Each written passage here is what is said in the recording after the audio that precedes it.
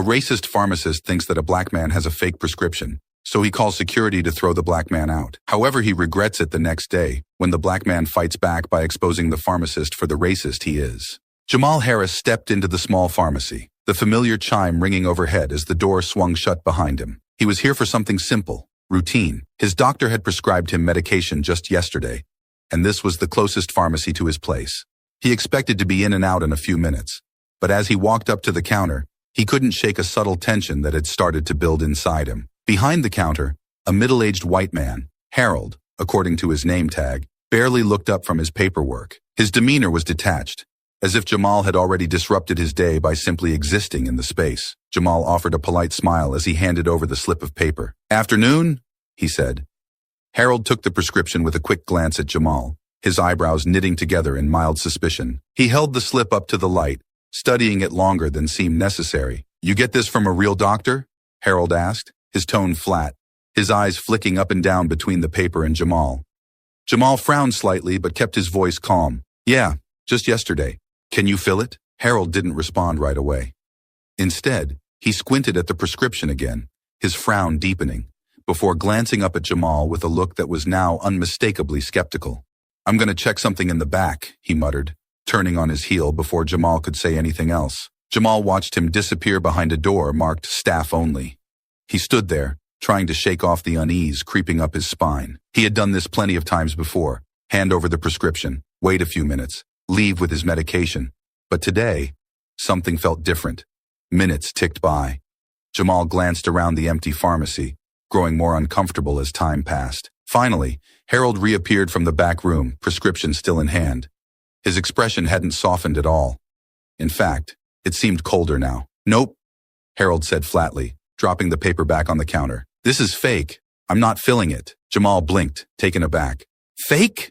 he repeated, his confusion quickly turning into frustration. "What do you mean, fake? That's a legitimate prescription. You can call the doctor to verify it." Harold shook his head, crossing his arms over his chest. "I don't need to call anyone. I've seen enough. This is a forgery. I'm not going to be the one to enable this." Jamal's stomach tightened as he realized what was happening. He'd seen that look in Harold's eyes before. He'd heard that tone, and now it was all clicking into place. "Enable?" Jamal repeated, his voice low, incredulous. "What are you talking about? This is my medication. It's not some—" Harold cut him off with a wave of his hand. "Look, I know what this is," he said, his voice dripping with condescension. "You think you can just walk in here with some fake script and get whatever you want? I'm not filling this. I'm not giving you any pills." Jamal's eyes narrowed, his temper beginning to rise. "Pills. This is a prescription from my doctor." Harold snorted, an ugly smirk spreading across his face. "Yeah, sure. Just another guy looking for a quick fix, huh? You think I haven't seen this before? People like you come in here all the time trying to score pills. I'm not going to enable some junkie." The word junkie hit Jamal like a slap to the face. His jaw clenched, and he had to remind himself to stay calm, but his patience was running dangerously thin. "Excuse me?" Jamal's voice was sharp now. "I'm not a junkie. I'm here to fill a legitimate prescription. You don't know anything about me, and you're just assuming—" "I'm not assuming anything," Harold shot back, cutting him off again. "I know exactly what's going on here. Don't think you can fool me with some piece of paper. You're not getting anything from me." Jamal's fists tightened at his sides, his heart racing. He tried to keep his cool, but every word out of Harold's mouth was pushing him closer to the edge. "You didn't even check anything," Jamal said through gritted teeth. "You went back there and came out with nothing. You didn't call anyone. You didn't verify anything." Harold shrugged, his smug expression unwavering. "I don't need to call anyone. I've been doing this job long enough to spot a fake. And this," he waved the prescription in the air, "is fake." Jamal took a step closer, his frustration boiling over. "You're making a mistake," he said, his voice steady but filled with anger. "I'm telling you, this is real. You're refusing to fill my prescription because of what? Because you assume I'm trying to pull something?" Harold scoffed. "Because I know you're pulling something. People like you think you can come in here, try to scam your way into getting meds, and walk out without any consequences." Jamal's eyes blazed with fury. He could feel the heat rising in his chest. "People like me? What exactly do you mean by that?" Harold didn't answer, but the silence spoke volumes. The air between them was thick with tension, and Jamal could feel the stares of the other customers in the pharmacy as they watched the scene unfold. "Look," Harold said finally, his tone dismissive.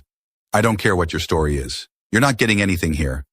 Now, I suggest you leave before we have a bigger problem." Jamal didn't move. He wasn't going to let this man walk all over him. "I'm not going anywhere until you do your job. Call the doctor and verify it." Harold sighed dramatically, as if Jamal was wasting his time. "All right then," he said, nodding toward the security guard who had been standing near the door. "Let's see if you want to stick around after talking to him." The guard, a tall, burly man, started walking toward them, his expression serious. Jamal could feel his pulse pounding in his ears, but he wasn't backing down. Not this time. He turned back to Harold, his voice steady but seething. "You're going to regret this." Harold smirked again, his eyes gleaming with a twisted sense of satisfaction. "I doubt that." Jamal stayed rooted in place as the security guard approached, bracing himself for what was about to come. He wasn't leaving without a fight, not when he knew he was in the right. But the day wasn't going to end the way he had planned. Jamal stood his ground as the security guard approached, his jaw clenched and heart racing. The air inside the pharmacy felt thick with tension. Every breath he took heavy with frustration. The security guard, a tall, muscular man with a grim expression, stopped a few feet away, giving Jamal a measured look. "Sir, we need to ask you to leave," the guard said, his voice calm but firm. Jamal could feel his pulse in his temples, but he wasn't about to back down. Not when he knew he was in the right. "I'm not leaving until he calls my doctor," Jamal said, his voice tight. "This is a legitimate prescription, and I have the right to have it filled." Harold, still standing behind the counter with his arms crossed, let out a low chuckle. "You're just wasting everyone's time. I told you already, I'm not calling anyone. We're done here." The security guard glanced between Jamal and Harold, clearly unsure of the situation, but leaning toward Harold's authority. "Look, I don't want to make this difficult," the guard said, his tone softening a little. "But if you don't leave, we're going to have to remove you." Jamal's anger flared. He turned to the security guard, trying to keep his voice steady. "All I'm asking is for him to verify the prescription. It's not a big ask. This isn't about anything else, but him assuming I'm up to something because I'm black." The guard shifted uncomfortably, not meeting Jamal's gaze. "Sir, I don't know about that, but you can't stay here if they're refusing service. It's policy." "Policy?" Jamal scoffed. "This isn't about policy. This is about him refusing to do his job because of his own damn prejudices." Harold snorted from behind the counter. "Oh, don't pull the race card. That's not what this is about, and you know it. You're the one who came in here with a fake prescription trying to get pills." Jamal's fists clenched at his sides, the anger bubbling dangerously close to the surface. He could feel the eyes of the other customers on him, watching the scene unfold. He was painfully aware of how things would look. A black man refusing to leave, the security guard ready to throw him out. "I'm not asking for anything unreasonable," Jamal said, turning his focus back to the guard. "I just want him to do his job. Call the doctor. Verify the prescription. That's it. If it's fake, fine. But don't just assume I'm some junkie." The guard hesitated, but Harold quickly stepped in, voice dripping with condescension. "I told you, I'm not going to enable you. I'm not filling it, and I'm not calling anyone. If you don't leave, security will escort you out." End of discussion. Jamal stared at Harold, his hands trembling with frustration. He was on the edge of losing control, and he knew it. But he also knew that if he lashed out, it would only make things worse. He had to keep his composure no matter how much Harold's words stung. "You're unbelievable," Jamal muttered. "I'm just trying to get my medication like any other customer. You haven't even given me a reason why you won't call the doctor." Harold gave him a smirk, the kind that said he knew exactly what he was doing and had no intention of backing down. "I don't need to explain myself to you.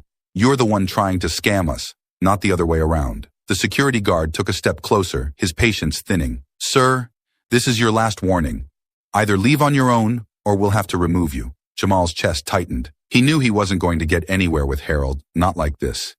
He could see the smug satisfaction on the pharmacist's face, knowing full well that he held the power in this situation. But the idea of walking away felt like a defeat he couldn't stomach.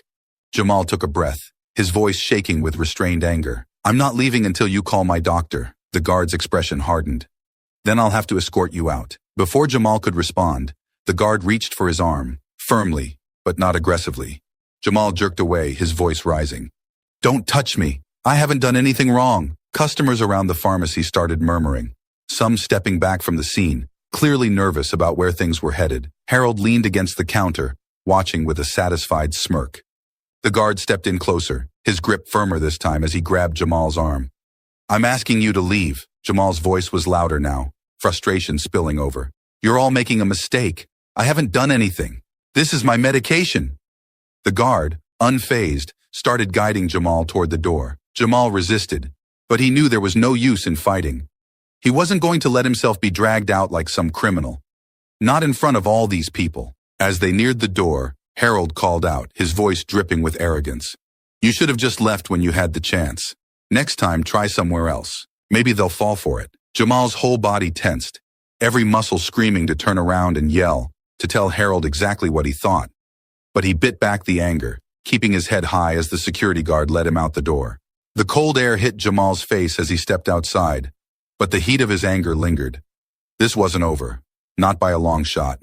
He wasn't going to let Harold get away with this. Jamal walked down the sidewalk, the frustration and anger still bubbling just beneath his skin. His hands were shoved deep into his pockets, clenched into tight fists. The encounter at the pharmacy had left him feeling humiliated, but more than that, it had stirred something he couldn't quite shake. He wasn't going to let this go, but for now, he just needed to clear his head. As he rounded the corner, heading in the direction of his apartment, he heard the sound of tires screeching. A police car pulled up beside him, lights flashing. Jamal's pulse quickened, but he kept walking, hoping this wasn't what he thought it was. "Hey, you!" a voice called from the police cruiser. Jamal stopped in his tracks, his stomach sinking. Slowly, he turned to face the officers. 2 white officers were getting out of the car, hands resting on their belts. One of them, a stocky man in his 40s, walked toward Jamal with a hard look on his face. "You got a minute?" the officer asked, his tone making it clear that it wasn't a question. Jamal swallowed his frustration and nodded. "What's this about?" The officer stopped a few feet from him, eyeing Jamal like he was sizing him up. "We got a call from a pharmacy over on Elm. The pharmacist says you were causing a disturbance. Something about a fake prescription." Jamal's heart raced, but he kept his voice calm, though his words came out clipped. "That's not what happened. I was trying to fill a legitimate prescription, and the pharmacist refused. He wouldn't even call to verify it." The officer, his name tag read Reynolds, raised an eyebrow, clearly skeptical. "That's not what he told us. He said you were getting aggressive, trying to pass off a forged script." Jamal's jaw tightened. "I didn't get aggressive until he accused me of being a junkie and refused to call my doctor. He's lying." Officer Reynolds exchanged a glance with his partner, a younger cop who hadn't said a word yet. He was hanging back, watching the interaction closely. "We're going to need to see that prescription," Reynolds said, holding out his hand. Jamal pulled the crumpled slip of paper from his pocket and handed it over. Reynolds took it, his eyes scanning the information for a moment before glancing back at Jamal. "You're telling me this is real?" Reynolds asked. "Yes," Jamal said, trying to keep his tone even. "It's real. My doctor prescribed it yesterday. If you call the number on there, you can confirm it." Reynolds sighed, clearly not convinced. He nodded to his partner, who took out his phone and stepped aside to make the call. The silence that followed felt suffocating, and Jamal stood there, arms crossed, waiting for what felt like the inevitable.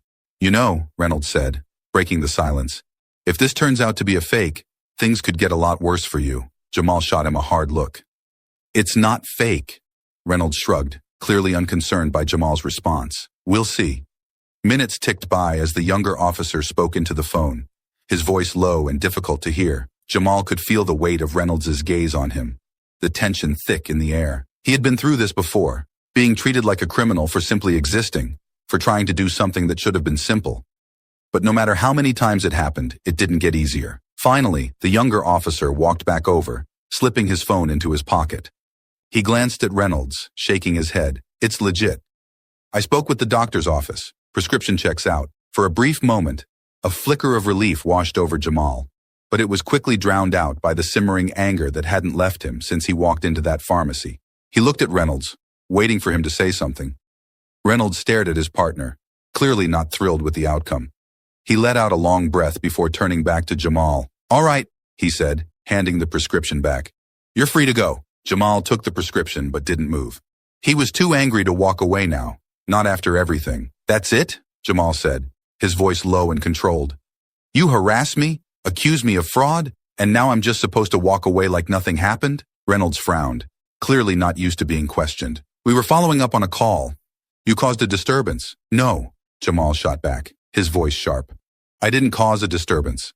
I was trying to fill a prescription, and your friend at the pharmacy decided he didn't like the way I looked. He called you, and now you're treating me like a criminal. Reynolds stiffened, clearly not liking where this conversation was headed. Watch your tone. Jamal stepped closer, his eyes locked on Reynolds. No, you watch your tone. I've been dealing with this my entire life. People like him assuming I'm guilty of something just because I walked into a store. And now you're here, backing him up, without even considering that maybe I'm not the problem. Reynolds' face hardened. We got a call. We responded. That's how this works. Jamal shook his head, frustration pouring out. That's the problem. You respond to people like him without thinking twice, but I'm the one who ends up handcuffed, thrown in the back of your car, or worse. Meanwhile, he's still at that pharmacy. No consequences for what he did. The younger officer shifted uncomfortably, but Reynolds just glared at Jamal. You're free to go. Don't push it. Jamal took a deep breath, forcing himself to let the anger settle. He knew better than to keep pushing, but the words were already on the tip of his tongue. Instead, he turned away, feeling the weight of the injustice settle even deeper into his bones. As he started to walk off, he heard Reynolds mutter under his breath, just loud enough for him to hear.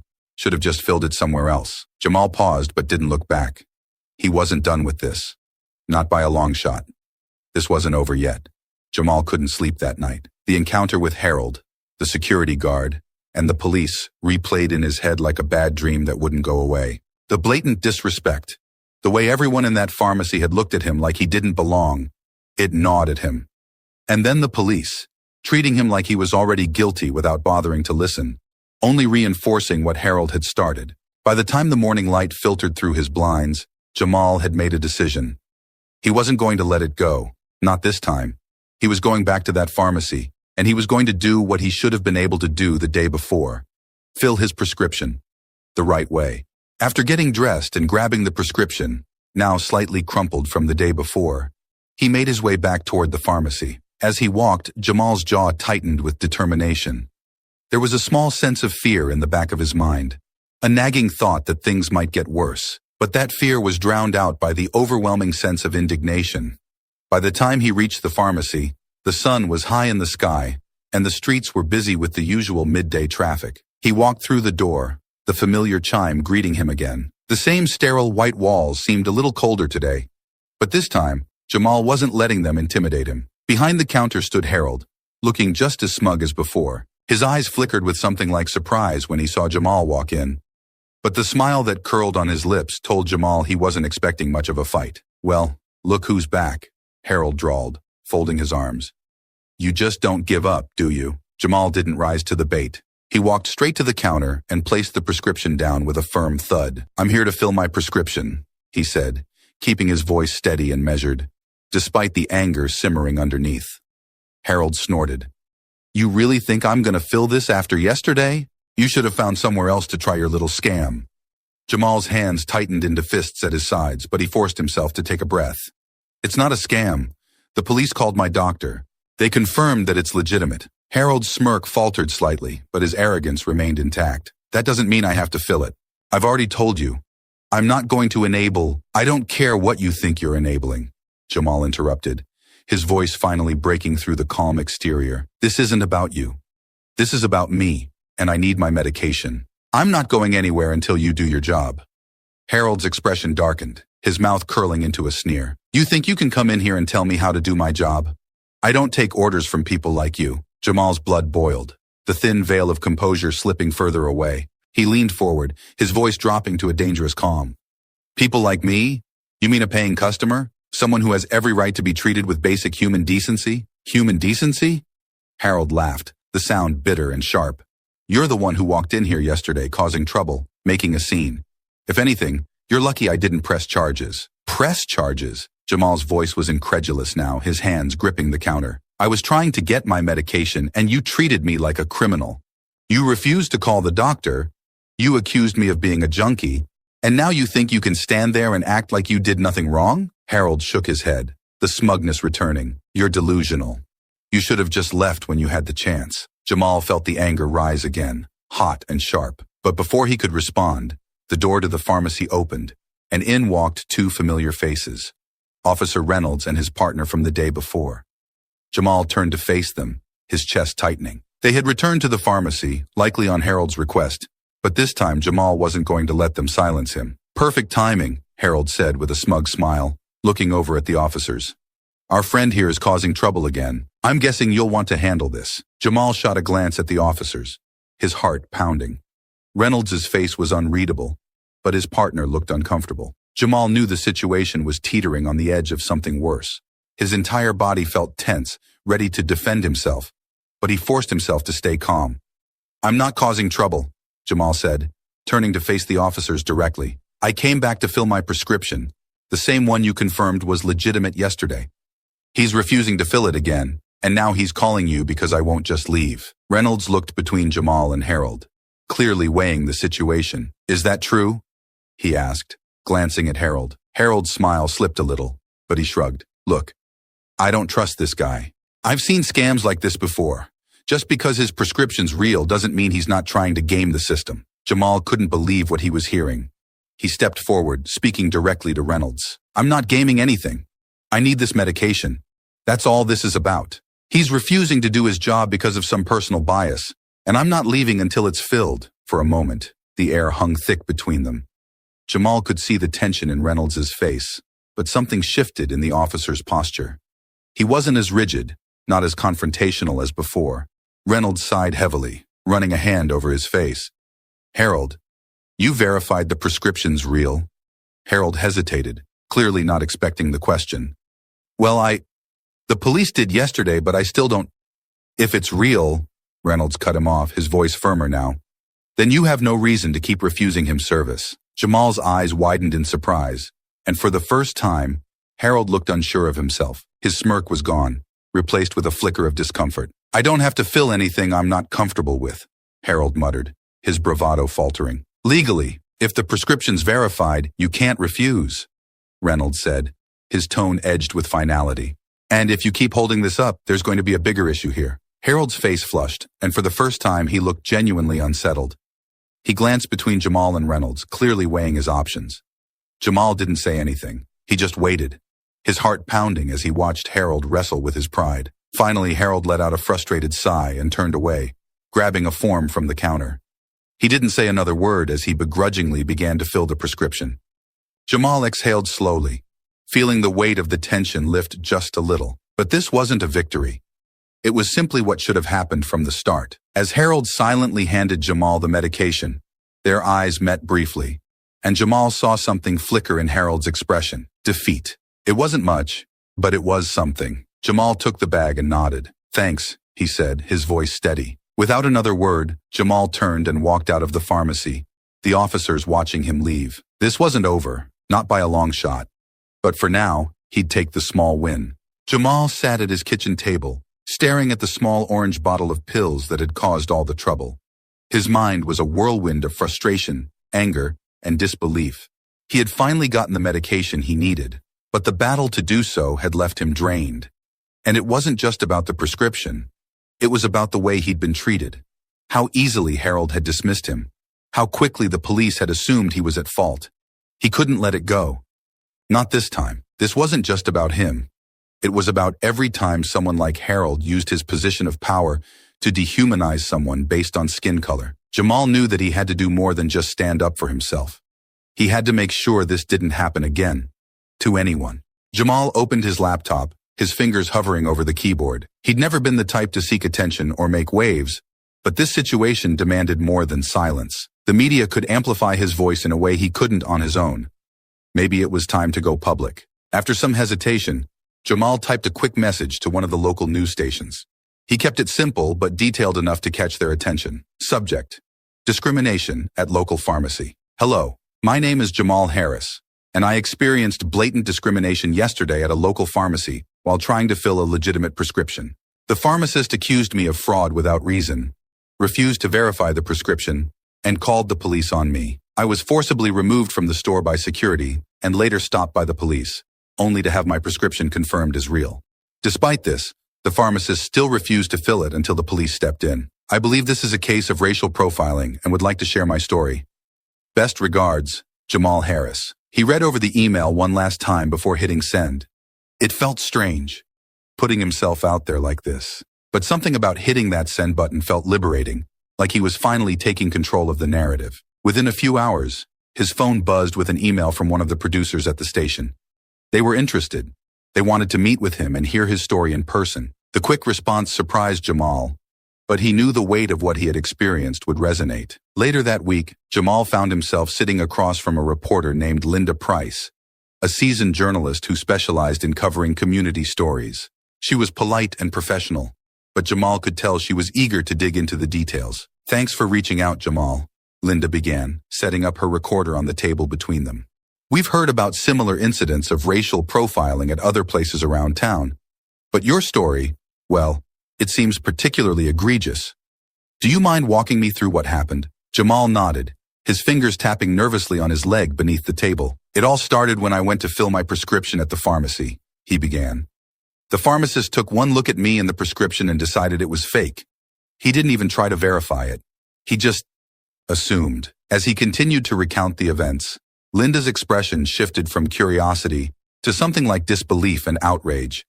She didn't interrupt him, but he could see her taking careful notes. "He called security on me, had me thrown out like I was some criminal. The police stopped me later, and even after they confirmed the prescription was legitimate, that pharmacist still refused to fill it until the police got involved again." Linda raised an eyebrow. "And this was all because he just assumed you were trying to commit fraud?" Jamal nodded. "He even called me a junkie. I had a legitimate prescription from my doctor, but none of that mattered. It was just about how I looked." Linda leaned forward, her expression serious. "How did that make you feel, being treated that way?" Jamal hesitated for a moment, searching for the right words. "It made me feel like I didn't matter, like my word, my dignity, didn't mean anything because of someone's assumptions about me. It's not the first time I've experienced something like this, but it was definitely one of the worst." Linda scribbled in her notebook, her brow furrowed. "And what do you hope comes from telling your story?" Jamal took a deep breath. "I just want accountability, not just for me, but for everyone who's been through something like this. That pharmacist had no right to treat me like that, and he should face consequences for what he did. This isn't just about a prescription. It's about how people like him use their positions of power to discriminate against others. I want that to change." Linda smiled slightly, nodding. "I think your story could make a real impact, Jamal. We'll make sure people hear about this." Within days of the interview airing, Jamal's story exploded across social media and local news outlets. The headline read, "Local man falsely accused of prescription fraud, faces discrimination at pharmacy." The news segment showed footage of Jamal calmly telling his side of the story, but it was the audience reaction that truly made waves. Comments poured in on social media, some expressing outrage at what Jamal had endured, others calling for an investigation into the pharmacy's practices. The story gained traction quickly, and soon enough, the local community began to rally behind Jamal, demanding justice. But it wasn't just the public who took notice. The pharmacy's corporate office was flooded with complaints, and in a matter of days, an official statement was released announcing that an internal investigation was underway. Harold's actions were being reviewed, and the company promised to take appropriate action. Jamal couldn't help but feel a sense of vindication as the pressure mounted on the pharmacy and Harold. It wasn't just about him anymore. This was about something bigger, about exposing a problem that ran deeper than one encounter at a pharmacy counter. His phone buzzed, and he glanced at the screen. It was a message from Linda Price. "Jamal, you should know that the pharmacy is feeling the heat. Keep an eye on the news. Things are moving fast." Jamal smiled faintly, a feeling of justice finally beginning to take root. It wasn't over, but the tide was turning. Harold had been so sure of himself, so confident in his power, but now the world was watching, and the walls were starting to close in. Jamal sat in his living room, staring out the window as the sounds of the city drifted in through the open pane. It was quiet in his apartment, but his mind was anything but. The last few days had been a whirlwind. His story going public, the flood of support from people he didn't even know, and the ultimate fallout with Harold being fired. He'd been waiting for this moment, waiting for the consequences to hit Harold. But now that it had happened, Jamal wasn't sure how to feel. He'd spent years brushing off these kinds of encounters, people assuming things about him, making judgments based on nothing more than the color of his skin. He had learned to push it down, move on, tell himself that it wasn't worth the fight. But this time had been different. This time, it was too much to ignore. Jamal leaned back in his chair, rubbing his hands over his face as he thought about everything that had led him here. When Harold first refused to fill his prescription, Jamal had felt something snap inside him, an old anger he had learned to suppress. It wasn't just about the medication. It was about all the times he'd been looked at sideways, all the times he'd been judged without anyone bothering to know him. And it was about the fact that, for once, he wasn't going to walk away quietly. When he'd sent that email to the news station, he hadn't expected much. Maybe a short piece, a few people paying attention, but the response had been overwhelming. People had rallied behind him, pushing for change, calling out the pharmacy for what it was, a place where someone in power had used their position to discriminate. And then Harold had been fired. Jamal thought about Harold, the man who had stood so smugly behind the counter, so sure of himself, so sure that Jamal's voice didn't matter, that his authority was unshakable. Jamal had been ready to hate him, but now, as he reflected on the situation, he didn't feel the satisfaction he'd expected. Sure, Harold had lost his job, and there was a certain vindication in that, but firing him wouldn't undo the experience. It wouldn't take away the anger and humiliation Jamal had felt, and it wouldn't change the fact that this kind of thing happened all the time, to people who didn't have a platform or a voice to push back. There was a quiet anger simmering inside him still, but it wasn't aimed at Harold alone anymore. It was about the system, the way things had been set up so that people like Harold could act on their prejudices without fear of consequences. Jamal knew Harold was just one person in a larger problem, and that problem wasn't going to go away with one man losing his job. Jamal stood up and walked to the window, looking out at the world below. Life was continuing on, as it always did. And yet here he was, caught in this internal conflict. He had taken action, spoken up, and made a difference. But it didn't feel like enough. He thought about all the people who had reached out to him since the news broke. Some had shared their own experiences with discrimination, while others had simply expressed their support. The sheer volume of stories that mirrored his own was staggering. It made him realize that this wasn't just about his one experience. It was about a pattern of assumptions, of biases, of people in power using that power against others. Jamal sighed and rubbed the back of his neck. He hadn't gone looking to be a voice for anyone. He had only wanted to fill his prescription and be treated like any other customer. But now, whether he wanted it or not, his story had become part of something bigger. As much as he wanted to walk away and put the whole thing behind him, he knew he couldn't. This was about more than just Harold. It was about every person who had ever been treated like they didn't belong, like they didn't matter. It was about speaking up, not just for himself, but for all of them. Jamal sat back down, looking at the laptop on the table. He thought about the countless messages of support he had received, the stories of others who had experienced something similar. It was overwhelming, but it was also a reminder that his fight wasn't over. He had been given a platform, and he had used it to make a small difference. But small wasn't enough. He had to decide what came next. He could walk away now, satisfied that Harold had been fired, or he could keep going. He could keep pushing, keep speaking out, and try to make a real impact. The decision weighed heavily on him. He wasn't sure what the right path forward was. But one thing was clear. Silence wasn't an option anymore. He had been silent for too long. Tomorrow he'd go back to the pharmacy. He wasn't sure what he'd say, but he knew he had to face that place again. Maybe he would feel a sense of closure, or maybe he'd find that there was more to this story than just Harold losing his job. Either way, Jamal knew he had to see it through. This wasn't just about what had happened. It was about what would happen next. Jamal stood outside the pharmacy, staring at the familiar glass door, the same door he had walked through the day Harold had humiliated him. The day security had thrown him out. It had been a week since the media storm, a week since Harold had been fired. But Jamal hadn't come back until now. He took a deep breath and pushed the door open. The familiar chime rang overhead as he stepped inside. The space felt different, quieter somehow, but still the same sterile white walls, the same aisles lined with everyday items. For a moment, the memories of that day came rushing back. Harold's smug face, the security guard's heavy hand on his arm, the humiliation of being treated like he didn't belong. But things were different now. Harold was gone, and Jamal was walking in here on his own terms. Behind the counter stood the new pharmacist.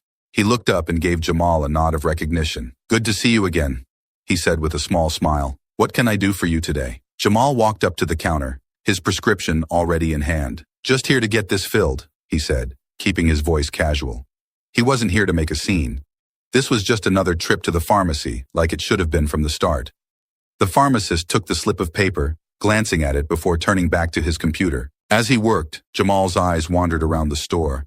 Near the back, he saw a man hunched over a box, packing up what looked like the last of someone's personal belongings. Jamal's chest tightened when he realized who it was. Harold. Harold had his back turned, wearing a plain shirt instead of his pharmacist's coat, methodically packing up the remnants of his life at the pharmacy. Jamal had known that Harold was fired, but seeing him here, reduced to cleaning out his desk, made everything feel real in a way that the news stories hadn't. Jamal's initial instinct was to walk past, to let Harold be, but something inside him told him he needed to have this conversation. It wasn't about gloating or rubbing salt in the wound. It was about closure. A little while later, the new pharmacist handed Jamal his filled prescription with a polite smile, but Jamal's attention was already focused on Harold. "Thanks," he muttered absently as he took the bag. Jamal walked toward the back of the store, his steps slow and deliberate. Harold was still packing, oblivious to Jamal's approach. For a moment, Jamal considered turning around and leaving. Maybe there was nothing left to say. Maybe this was enough. But as he drew closer, the words came before he could stop them. "Harold!" Harold froze mid-motion, his hand hovering over the box. He didn't turn around right away, but Jamal could see his shoulders tense. After a beat, Harold slowly straightened and turned to face Jamal. His expression was unreadable at first. Surprise, discomfort, maybe even a hint of anger. But there was something else there too. Something that hadn't been there the last time they'd faced each other. Defeat. Jamal stood there for a moment, unsure of how to start. Harold had lost his job because of what happened, but that wasn't why Jamal had come to talk to him. He wasn't looking for revenge or to make Harold feel worse than he probably already did. "I heard you were leaving," Jamal finally said, his voice steady, but without any malice. Harold's lips twitched, but it wasn't quite a smile. "Yeah," he said, his voice rough. "Corporate made sure of that." Jamal nodded, unsure of what to say next. He hadn't come here to apologize, but now that he stood face to face with Harold, he realized that things were more complicated than he'd imagined. Harold sighed, leaning against the counter, his eyes dropping to the floor. "Guess this is what I deserve, huh?" Jamal studied him for a moment, searching for any trace of the smug, arrogant man who had accused him of being a junkie. But the person standing in front of him now looked smaller, deflated, as if the fight had been taken out of him. "I didn't want this to happen to you," Jamal said, his voice softer now. "I just wanted to be treated with respect. I wanted you to do your job and not make assumptions about me because of the way I look." Harold looked up, meeting Jamal's gaze for the first time since they had started talking. I thought I was doing the right thing," Harold said, his voice almost a whisper. "You don't know how many people come in here trying to scam me. I thought you were just another one of them." Jamal's jaw tightened, but he kept his voice calm. "That's the problem, Harold. You didn't give me a chance. You didn't even try to verify the prescription. You just looked at me and made up your mind." Harold looked away, his face flushing with something like shame. "I messed up," he admitted. "I see that now. But it's too late, isn't it?" Jamal let out a slow breath. "Maybe it is, but this wasn't just about you. It's about the way people like me get treated every day. We're always guilty until proven innocent. That's what needs to change." Harold swallowed hard, nodding slowly. "I guess I never thought about it like that." For a long moment, they stood there in silence, the weight of everything hanging between them. Jamal didn't feel anger anymore. He didn't feel triumphant either. What he felt was complicated. Harold had made his bed, and now he had to lie in it. But in that moment, Jamal realized that this wasn't just about one man. Harold was a part of a bigger system, one that needed to be dismantled. "I hope you learn from this," Jamal said quietly. "Not just for you, but for the next person who walks in here." Harold looked at him, really looked at him this time. "Yeah, I hope so too." Jamal nodded once, feeling the conversation had run its course. He turned and walked back toward the door, the tension in his chest easing just a little. As he stepped outside into the fresh air, Jamal realized that he didn't need to feel victorious or defeated. What mattered was that he had spoken up. He had made sure that his voice, and the voices of others like him, were heard. Harold's downfall was just one part of a much larger struggle. Jamal didn't have all the answers, but he knew one thing for sure. Change wasn't easy, but it started with people like him refusing to stay silent, and that, in the end, was enough.